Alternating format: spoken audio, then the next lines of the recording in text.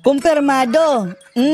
Talagang good item daw mga kababayan. Kinumpirma po nitong si Cathy Binag na talagang cocaine ang inalok sa kanya ni First Lady Liza. Ang sabi kasi ng marami mga kababayan ay, baka hindi mo kilala kung ano ang cocaine. Baka naman ang inalok sa'yo ay pulboron lang. Pero sabi nito si Cathy Binag mga kababayan hindi. Alam ko kung anong itsura ng cocaine. At yung inalok ni Liza ay talagang good item talaga. Yan ay kumpirmadong cocaine para sa kanya daw mga kababayan. Dahil hindi naman daw ito ang unang beses niyang makakita ng cocaine Sa makatuwid mga kababayan, may kinuwento pa nga itong si Cathy Binag na nangyari nung bago pa sila nung ka-live-in niyang si Tony Boy Florendo na may pumunta daw sa kanilang bahay na isang lalaki. At laking gulat po niya mga kababayan dahil eto rang ka-live-in niya na si Tony Boy at yung isang lalaki ay sabay daw pumasok sa banyo. Tapos, ang tagal dang lumabas mga kababayan. Nakala niya na naggaganyan na nag-fencing. Chuk, chak, chak, chak. Kaya galit na galit daw ito. At kinalabog niya ang pintuan ng banyo. Ay, lalabas kayo. Open the door, open the door. Anong pinagagawa niya dyan? Ang babastos, bang bakla. Ganyan mga kababayan.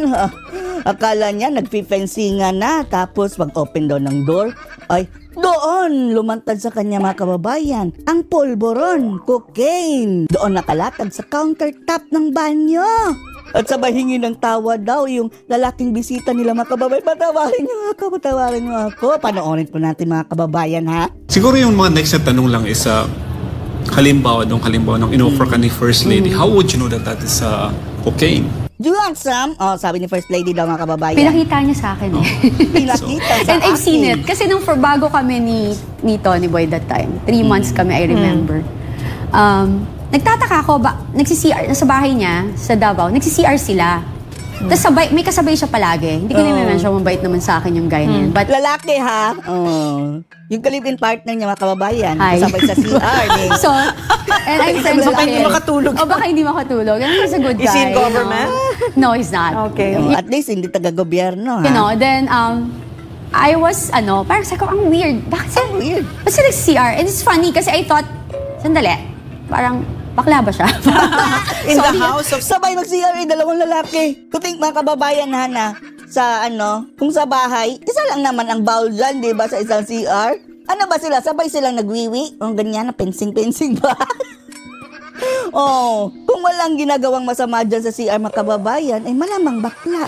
In the private... in the house of Pera na lang kung humihit-hit doon sa loob ng Tony CR. Boy in Davao. Okay. So,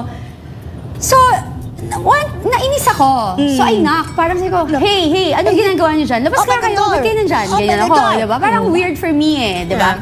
So, ang weirdo nyo.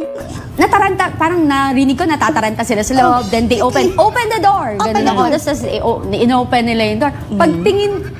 Pag-open, sobrang sigurong tataranta and we're new, di ba? He's still trying to prove himself, pa-impress siya, di ba?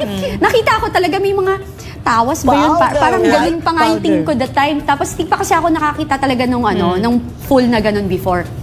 Then, nakita ko yun, sabi ko, ano yan? Tapos syempre yung guy, parang, I'm sorry, parang guilty. Tapos sabi ko, bakit? Anong ginawa nyo? Sabi niya, sorry. And ayun na, talagang nakita ko doon na talagang they're doing it. They're doing it. Cocaine po yun mga kababayan, yung nasa countertop ng banyo. Hindi po sila nagpinsingan mga kababayan na ganyan. Hindi. Ang hihit-hit sila sa banyo mga kababayan. Galit na galit. Wala akong lalaki. Oo nga siya niyan I remember Kasi sabi ko, I don't like that.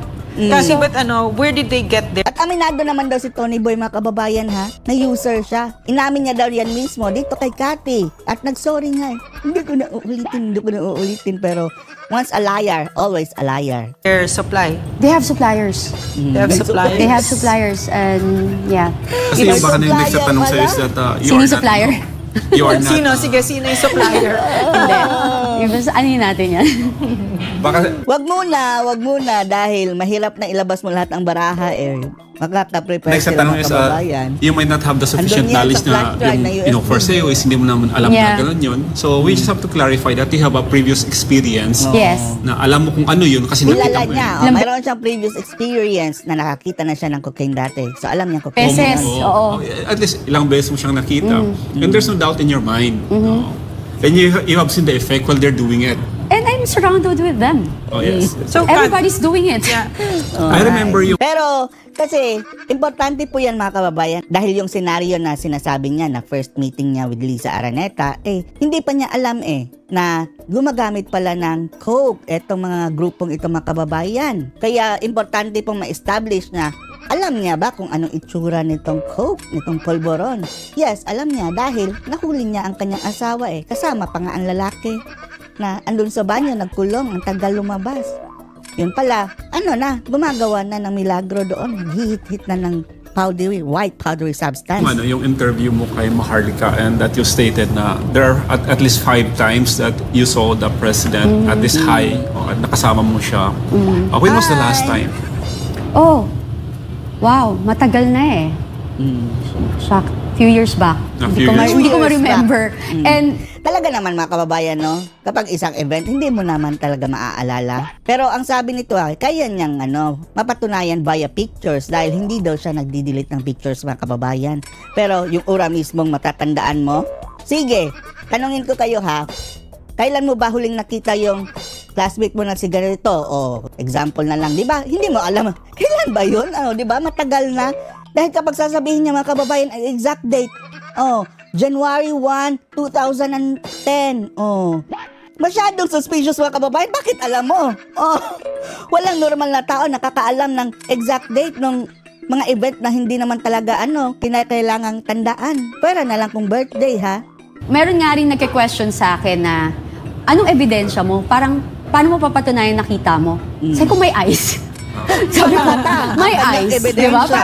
Kaya nga witness ka because you saw it. Second to that, parang if you're on that, again and again, if you're on that group, are you stupid enough to like video them and like what? Di ba? Will you video them? Magagalit yan. Will you record them? Because you're part of that group that time. So you think... Siguro kung mag-video ka, panakaw lang na selfie, kunwari, ganyan. Baka yan ang hawak ni ni Tati Binag na nandun sa flash drive ng USB. Everything is normal. Everyone is happy. Parang ako dati, sabi ko, matanda na sila, alam nila ginagawa na nila. Which is so... gurang na kayo, nagdodroga pa rin kayo. Sad, kasi parang, I wish the time, which ako naman, nagawa ko naman kay Tony Boy. Sabi ko, ayoko niyan, kasi hindi talaga, tsaka matanda ka na. Gusto ko yung mga huling buhay mo, maayos yung buhay mo. Yung parang mag-iwan ka, mag-enjoy ka, mag-enjoy healthy ka na lang. Pero ang pag-i-enjoy pala mga kababayan sa pamamagitan nitong white powdery substance. Kasi hindi naman maglalas You wouldn't know what will happen, di ba? Sa naman, in law, personal testimony actually is regarded highest in court kasi nakita mo that's your personal perception and tapos ipapalabas ito mga kababayan sa tingin lang natin, di ba? Yan ang kanilang palagi ipapalabas ng mga mayayaman ng mga defendant. Ay, wala na sa sariling katinuan. Yan ang ipapalabas sila na baliw si Cathy Binag mga kababayan. Tingnan nyo. Pero yan ba ang baliw? Diretso akong sumagot mga kababayan kung anong question, di ba? Yung baliw ko pag tinatanong ng question, hindi tumpak ang answer. Malayo sa question. Perception and that's your personal experience. So no matter na wala kang nakuha ang video, kung nakita mo talaga, that's sufficient to stand in court. So I don't think that that's something that's questionable. At hindi lang naman siya nag-iisa na witness. Marami pa pong iba ng mga kababayan na hindi pa lumalantad. Yung mga sasabihin nila ngayon na it's okay na gumagamit siya noon kasi deserve naman natin lahat ng second chance. So that after a while, kaya nga patunayan magpa-drug test para mapatunayan hindi na talaga gumagamit currently. President ayaw. Hindi siya and he loves the country, so hindi na siya gumagamit. So my question is based on your experience, especially with the people around you and with your partner, madali bang i-kick out yung habit na yan? You know what? Again and again, I said it to Maharlika. You cannot teach old dogs new tricks. Kapag ang puno, matanda na at nakabaluktot, hindi mo na po ito matutuwid. Baluktot na ang punong matanda, hindi na matutuwid. Been there a while. I believe in forgiveness. I believe in that. Pinatawad ko naman diba? Sabi ko nga, ang paglabas ko dito, hindi naman for my own sake Actually, ni-risk ko yung buhay ko. Buhay. Left and right, for sure. Tatry silang magdemanda sa akin. I'm ready naman. I'm really ready. I don't mind. Diba? Parang ready ako. Pero ako, I'm just speaking my truth. Yung katotohanan dito. Kung, parang yung experience mo and yung nakikita mo, yung nangyayari sa mga kaibigan mo, yung alam kong pwedeng mangyari sa future ng mga anak ko, sa future ng mga anak nyo din. Hindi po ba kayo natatakot? So, correct. Mabuti po mga kababayan at lumantad ito si Cathy Binag, no? At nagkaroon ng lakas ng loob. Yan po kasi mga kababayan nagbalik loob sa Diyos mga kababayan. Yan ang epekto ng Diyos kapag papasok ito sa ating puso. Gagawin mo kung ano ang tama. So kayong may alam dyan, gawin nyo kung ano ang tama dahil nakasalalay dito ang kinabukasan ng ating bansa. So anong masasabi nyo po dito mga kababayan sa pagkumpirma ni Cathy Binag na talagang good item o cocaine ang inalok sa kanya ng First Lady? Post your comments below.